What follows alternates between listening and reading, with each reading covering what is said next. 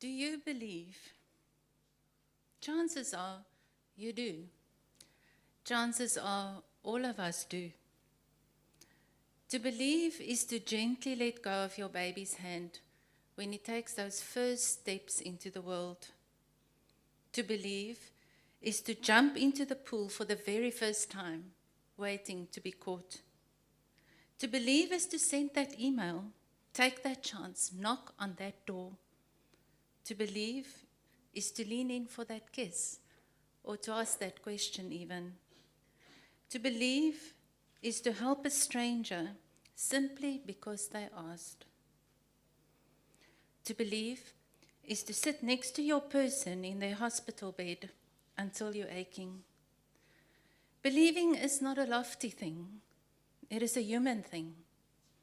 It is what we do every day in the hope that we'll make a difference in our own lives and in the lives of those around us.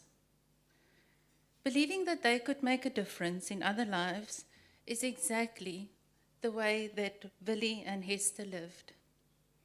On Monday morning, the 9th of November 2020, just past 6 a.m. in a small West Coast town, while getting ready for the day, Hester unexpectedly collapsed and died from a heart attack.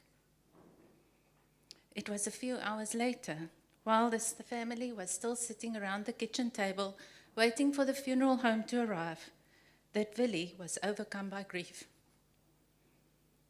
Believing that he could not face life without his beloved Hester, Willie walked into their bedroom door and took his own life right there next to her. How do one deal with such shock?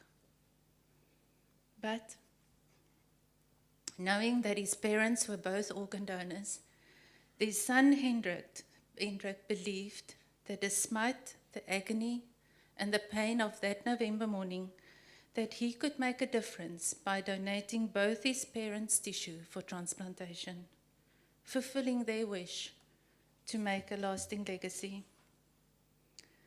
So people donate for different reasons.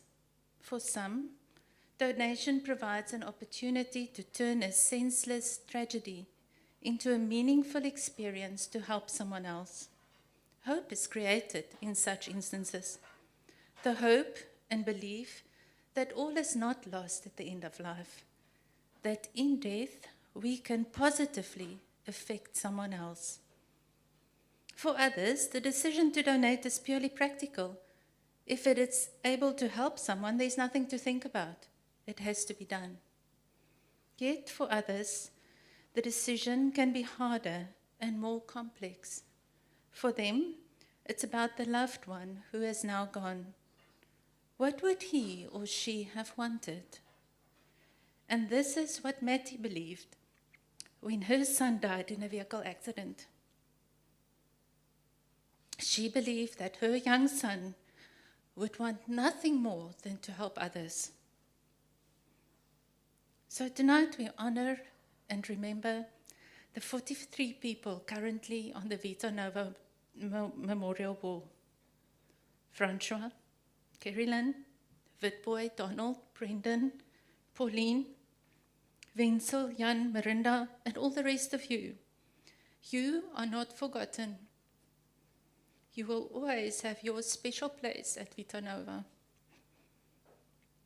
Not because you died, but because in death, you and your loved ones made a decision to make a difference. Here with us tonight is Nolene Burning, who lost her Michael on the 24th of October last year. Nolene too believes and knows that donating is what her husband would have wanted, and therefore she alerted the hospital personnel and even the funeral home of her decision. Tonight, Nolene will light a candle in the memory of Michael and all the others who make our work possible. Shirley Goodseer will come up with Nolene to light a candle for all those many patients who are in need and awaiting some kind of organ and tissue transplant. For some, a transplant will be life-saving. For others, it will restore sight, mobility, or simply improve quality of life. These patients are all around the country from all different walks of life, different circumstances, but all of them have one thing in common that helps them face each day with hope.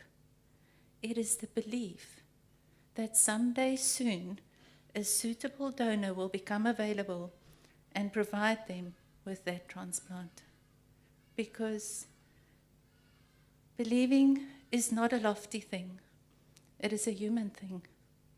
It is what we do every day in the hope that we'll make a difference in our own lives and in the lives of those around us.